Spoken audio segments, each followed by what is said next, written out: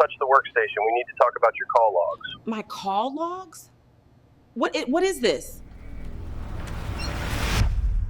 That is Denise Caldwell, 44 years old, Dunmore, Indiana, senior emergency communications dispatcher, 19 years on the job, the highest civilian rank on the floor.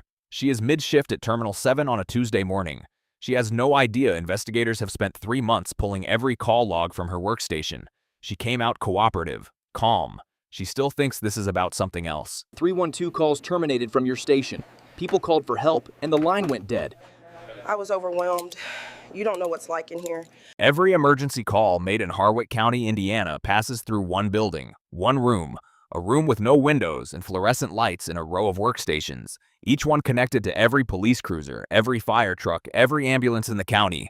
The people who sit at those workstations are the first voice a person in crisis hears, before the paramedic arrives, before the officer pulls into the driveway, before anyone.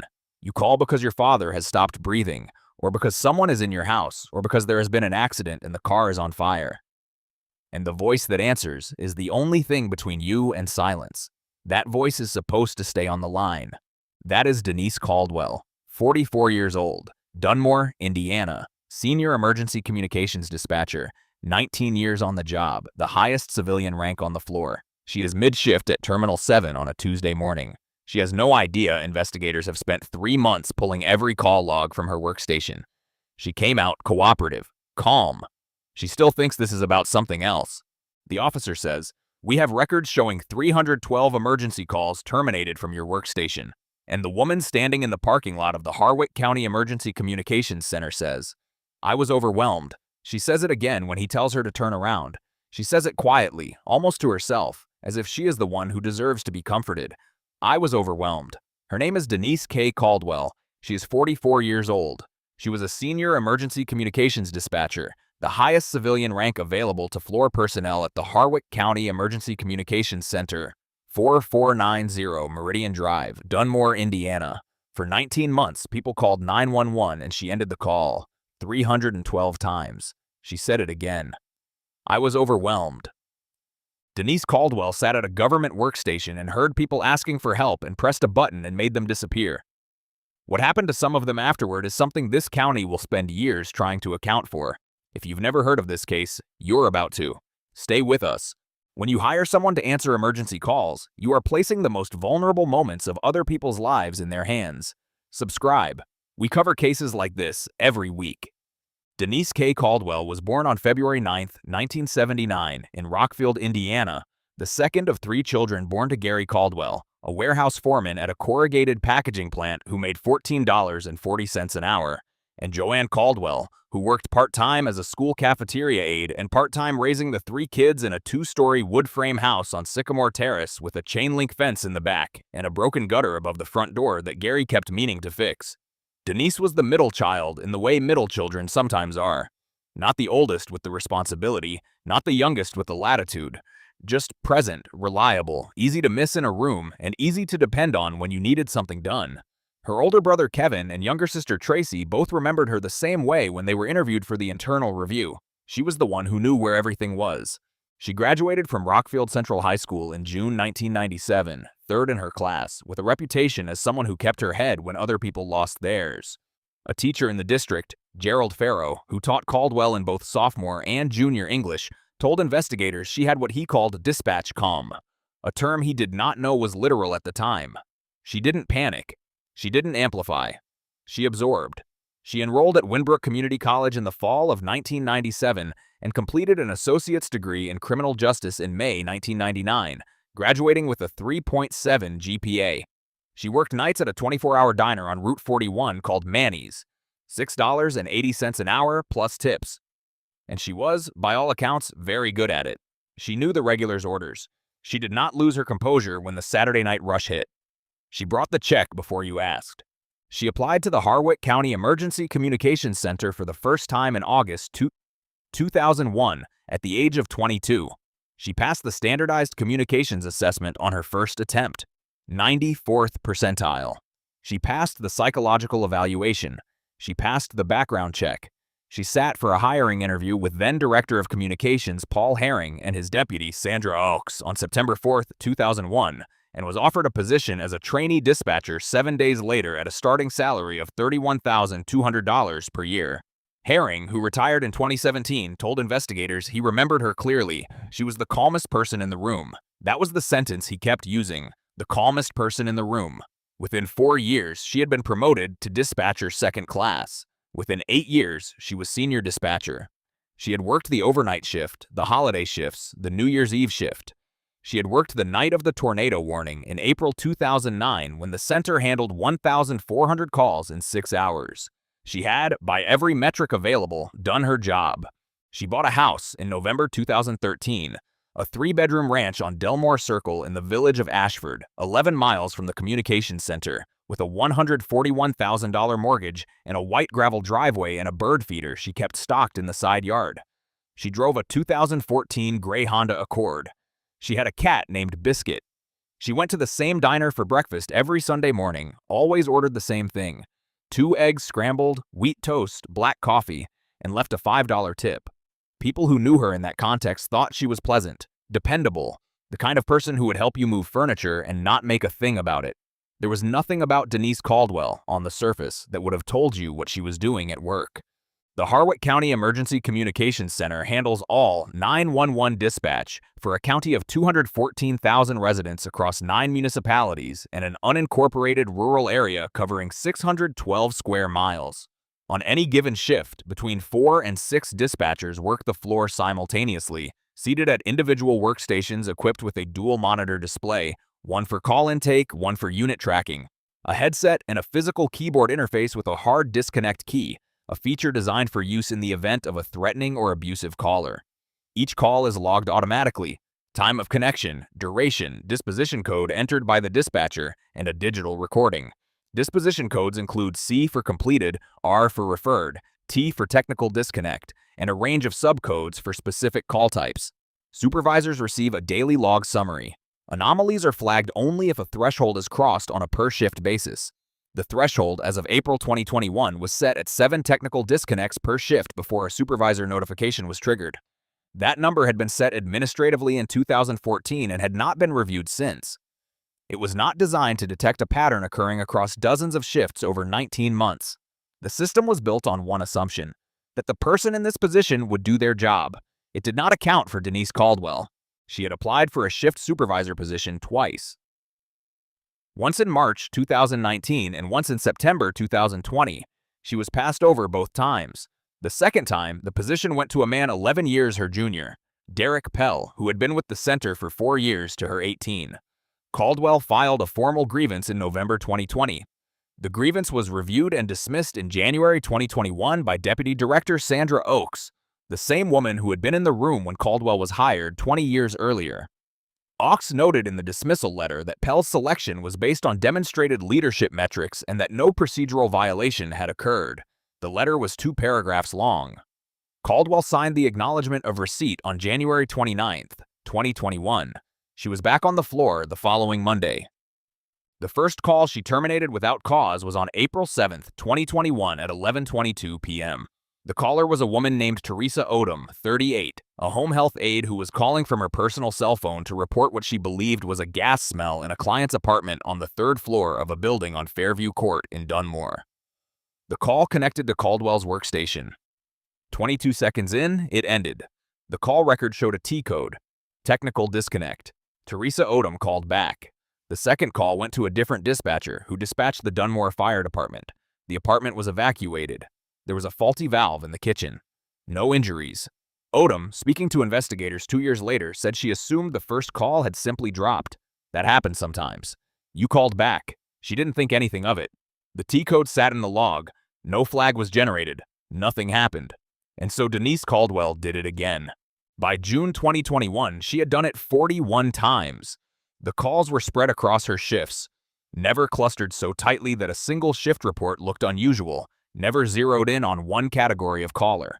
Cardiac events, fall injuries, domestic disturbance reports, a man in West Haven who called to say his neighbor had a gun and was acting erratically, a woman in Ridgecrest who called because her 12-year-old had gone unresponsive, a teenager on the Route 9 overpass who hadn't said anything yet, just breathing, and Caldwell disconnected before the boy had said a single word. Each of those calls was logged as T. Each one fit beneath the 7 per shift threshold. 2 supervisors reviewed the daily logs during that period. Neither flagged anything. Caldwell had been there 20 years. She was the calmest person in the room. By October 2021, the number had reached 119. A dispatcher named Rodney Chavis, who worked the overlapping shift with Caldwell on Tuesday and Thursday nights, mentioned to his wife around this time that something felt off about the call volume on their shared nights. More callbacks, more instances of the hold queue backing up in ways that didn't match the call traffic. He didn't take it to a supervisor. He wasn't sure what he'd even say. He filed it in the back of his head as one of those things that either means something or doesn't, and moved on. A technical audit was conducted in November 2021 after a different workstation, Terminal 4, began showing actual hardware malfunctions. The audit focused on Terminal 4. It found a faulty relay switch and replaced it. Caldwell's workstation was Terminal 7. No one looked at Terminal 7. She became more deliberate after the audit. She shifted the timing. Fewer disconnects in the first hour of a shift, more in the middle when call traffic was highest and supervisors were managing the queue. She began selecting calls more carefully. Calls where a callback was likely, where a second dispatcher would pick up the thread. She told herself, or had told herself at some point, that she was triaging. That the system was broken and she was managing a broken system the only way she could. That she had spent 19 years handling every call and now she was handling fewer than she could stand. By January 2022, the count was 201. The calls were no longer small. They had not been small for some time. Marcus Webb was 67 years old, a retired machinist from Ashmore who had worked the floor at Hendrickson Tool & Die for 31 years and whose wife, Beverly, had been his high school sweetheart. On the evening of August 14, 2021, Marcus collapsed in the kitchen while Beverly was loading the dishwasher. Beverly ran to the phone. She called 911. The call went to Caldwell's workstation. It lasted 11 seconds. Beverly heard 2 seconds of hold music and then silence. She called back. That call went to a dispatcher named Patrick Ives, who stayed on the line with Beverly for 4 minutes and 30 seconds while he dispatched an ambulance to the Webb residence on Clearwater Lane. Marcus Webb survived. He required a stent procedure and spent 6 days in Harwich County General. His cardiologist, Dr. Priya Nandakumar, documented in his file that the ambulance response time had been within acceptable range. It had been within acceptable range because Beverly Caldwell called back. 11 seconds was what Denise Caldwell gave them. Beverly Webb, interviewed by investigators in February 2023, said she still doesn't understand what happened to the first call. She assumed the phone had slipped. She said she still thinks about it sometimes when she looks at Marcus across the breakfast table. Lena Sorensen was 29 years old, a preschool teacher at the Dunmore Learning Tree on Maple Ridge Boulevard, who lived alone in a second-floor apartment on Gresham Street in Dunmore. On the night of March 4, 2022, she woke up at 2:17 a.m. to the sound of someone inside her apartment. She got out of bed, locked her bedroom door, and called 911 with her phone under the covers to muffle her voice. The call connected to Caldwell's workstation at 2:19 a.m. It lasted 7 seconds. The line went dead. Lena Sorensen was in a locked bedroom in the dark, certain someone was in her apartment, and the 911 line had gone quiet. She waited. She was afraid to call back because she didn't know if the sound was gone. She waited for 9 minutes. Then she called back. The second call went to a different dispatcher. Officers arrived and found that a window in the kitchen had been forced. The intruder had already left. Lena Sorensen did not sleep in that apartment again. She broke her lease and moved to her parents' house in Carlton, 40 miles away, at the cost of 3 months' remaining rent and a $700 moving fee. She is, to this day, afraid to be alone in a house at night. She told investigators she never thought she'd say the thing she was about to say, but she needed someone to know. In those 9 minutes, she was completely alone. Nobody was coming. And that was because someone had decided not to come. Calvin Pacheco was 71 years old. He and his wife Ruth, 68, had lived in the same house on Timber Ridge Road in the township of Falston for 33 years. On November 9, 2022, Calvin fell down the cellar stairs. Ruth heard the sound and found him at the bottom, conscious but unable to move his left arm or stand. She called 911 from the kitchen phone at 6:44 p.m. The call connected to Caldwell's workstation. It lasted 4 seconds. Ruth Pacheco stood in her kitchen with the dead phone in her hand and called the number again. But her cell phone was in the car and the kitchen phone was a landline, and she couldn't remember the exact 911 number because you dial it on instinct, you don't memorize it, and in the confusion, she dialed the non-emergency line for the county sheriff's office. The deputy who answered the non-emergency line stayed on with her and manually transferred the call to dispatch. The total delay from Calvin Pacheco's first call attempt to unit dispatch was 9 minutes and 40 seconds. He was diagnosed with a broken radius, 2 cracked ribs, and a hairline fracture at the base of his skull. He spent 11 days in the hospital and 4 months in a rehabilitation facility. Ruth Pacheco, a retired school librarian, spent those 4 months driving the 26-mile round trip every day. She told investigators very quietly that Calvin still gets scared at the top of stairs. He doesn't say anything, he just stops. The case broke open on December 1, 2022, a Thursday, when a call quality auditor named Sheila Brandt, employed by the county's Office of Emergency Services, ran a routine 6-month data review on dispatcher performance metrics. Brandt, 51, had been in the role for 6 years. She was looking at average call duration, callback rates, and disposition code frequencies across all terminals. Terminal 7, Caldwell's workstation, showed a T-code rate of 6.4 per shift, which was technically below the flag threshold of 7. But Brandt noticed something the automated system was not designed to notice. The T-code rate on Terminal 7 had never been below 5.8 in any month since April 2021. Every other workstation showed T-code rates between 0.3 and 1.1. No other terminal was anywhere close. She flagged it manually and printed the report. Then she pulled the individual call records for Terminal 7 across 19 months and sat with them for 2 hours. She understood the scale at 4:46 p.m. She walked into her supervisor's office and put the printout on his desk without saying anything. He read for 3 minutes and then reached for the phone.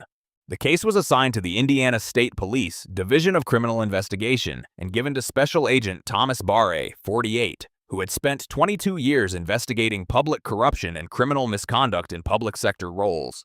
Barre's team pulled the full digital archive from the Communications Center's records server. All call logs from April 2021 through November 2022, the audio recordings of every call connected to Terminal 7, and the shift schedules showing which dispatcher was assigned to that terminal on each date. Of 312 calls terminated from Terminal 7 during that period, 308 showed a T-code disposition without any corresponding system error logged. No hardware fault, no software flag, no network interruption. The audio recordings were the definitive piece of evidence. Barre and his team listened to a sample of 60 calls. In every one, the audio cut clean.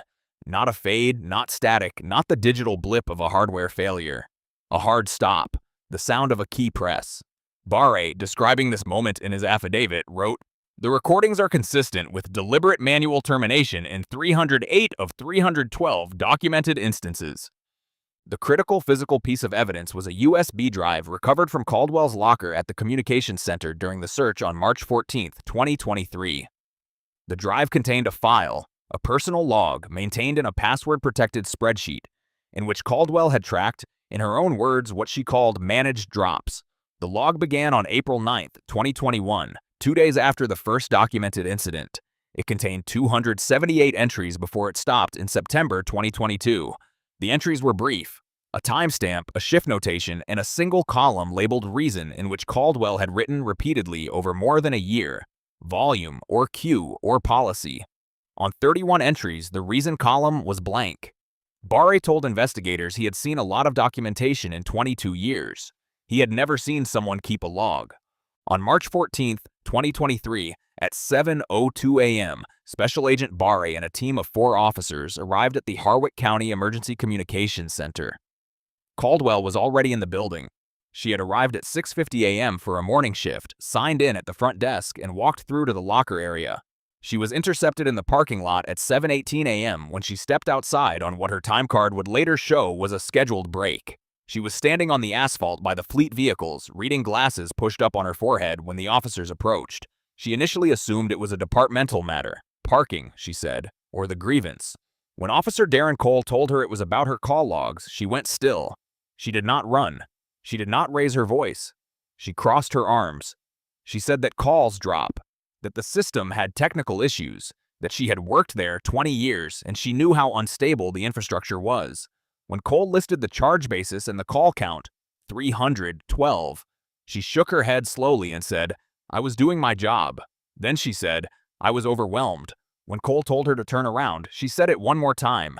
"I was overwhelmed." The handcuffs clicked at 7:31 a.m. 2 plainclothes members of the investigative team watched from the open building door. Inside, at Terminal 7, a monitor glowed with an active session. A styrofoam cup of coffee sat beside the keyboard, still warm. Denise K. Caldwell was charged under Indiana Code 35-44.1-1-4. Official misconduct is a Class B misdemeanor elevated to a Level 6 felony given the documented pattern and public safety nexus.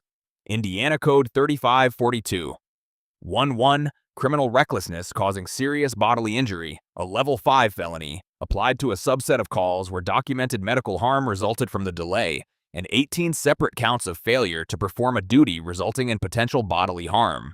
Prosecutors also filed notice of intent to pursue civil rights violation enhancement on 7 counts where victims could be shown to have faced life-threatening circumstances during the period of the terminated call. Bail was set at $85,000. She posted it on March 17, 2023. The trial opened on September 11, 2023 in Harwick County Superior Court, Courtroom 3, in the Dunmore Municipal Justice Building on Carver Boulevard. The presiding judge was the Honorable Clifford Ware, who had served on the Harwick County bench for 14 years. The prosecution was led by Assistant District Attorney Gretchen Moles, 39, who had spent the majority of her career on public corruption cases and who told the jury in her opening statement that this case was not complicated, that Denise Caldwell had made a choice, over and over, on purpose, and kept a record of it. The defense was led by attorney Ronald Page, 55, of the firm Page and Dunmore, who argued that Caldwell had been the victim of institutional failure, that the county had chronically understaffed its dispatch center, that the T-code rate on her terminal was not meaningfully different from the system-wide rate when adjusted for shift volume, and that the spreadsheet on the USB drive was not an admission of deliberate harm, but a private record of a worker in crisis documenting what she experienced as an unmanageable workload. The moment the trial turned happened on the 3rd day of testimony when Moles played the audio recording of Ruth Pacheco's 911 call, 4 seconds, and then the click, and then silence. The courtroom was very quiet. Moles did not say anything after she played it. She let it sit for several seconds, and then she moved to her next exhibit. 2 jurors were seen wiping their eyes during Ruth Pacheco's testimony.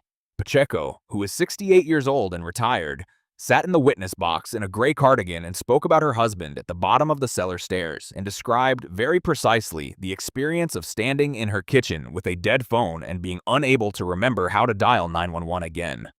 Caldwell's spreadsheet, specifically the 31 entries with the reason column left blank, was introduced as State's Evidence Exhibit 44. Page argued that blank cells proved nothing. Moles argued that someone who documented 278 incidents with a reason and then stopped documenting a reason for 31 of them had stopped needing to justify it to herself. The jury deliberated for 9 hours and 40 minutes. Judge Ware addressed Denise Caldwell directly before pronouncing sentence. He spoke for 6 minutes. He noted that she had spent 22 years in a role that existed for one reason, to make sure that when someone was in the worst moment of their life and they reached for a phone, someone was there. He said, "You did not make a mistake. You made a choice. And then you made it again, and again, and again, and you kept a record of it, and not once in 19 months did you stop." He said the court was not asked to evaluate her frustration with her employer, or the legitimacy of her grievance about the promotions, or whether the dispatch center was adequately staffed. The court, he said, was asked to address what she did to the people who called. He paused before the final line. He said, 312 people reached for the one thing the county promises them. You took it away. Caldwell was sentenced to 4 years and 8 months in the Indiana Department of Correction, with credit for time served. Upon release, she is to serve 3 years of supervised probation, during which she is barred from any employment in emergency services, law enforcement, medical dispatch, or any government communications role. She is subject to a lifetime prohibition from holding any position requiring a public safety communications license in the state of Indiana. She was ordered to pay restitution in the amount of $34,817.44, representing documented out-of-pocket costs incurred by a subset of victims: Lena Sorensen's broken lease and moving expenses, Calvin Pacheco's rehabilitation co-pays and travel costs, where direct financial harm could be specifically attributed to the delayed response. She began serving her sentence at Rockridge Women's Correctional Facility in Greencastle, Indiana on October 29, 2023. Her earliest eligible release date, accounting for good conduct credit, is June 14, 2026. She will be 47 years old. Lena Sorensen remains living at her parents' house in Carlton. She has not returned to Gresham Street. She told investigators she does not intend to. Calvin Pacheco completed his rehabilitation in March 2023, a month before his wife learned why the call had dropped. Ruth Pacheco said she wishes she hadn't found out, not because it doesn't matter. She said it matters enormously, but because now she knows, and knowing changes something that you cannot unchange. Beverly Webb says Marcus doesn't know the full story yet. She's decided not to tell him. A civil lawsuit filed by the families of 7 callers whose emergencies escalated during documented disconnection windows is pending in Harwick County Civil Court, naming both Caldwell and the county.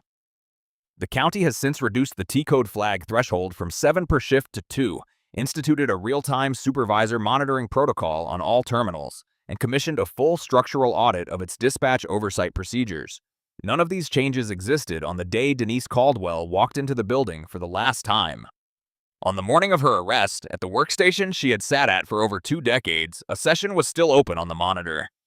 The last disposition code entered before she stepped outside was T. 312 people made one of the most important calls of their lives and heard nothing. If this case should be seen, share it, and subscribe for more cases like this one covered every week.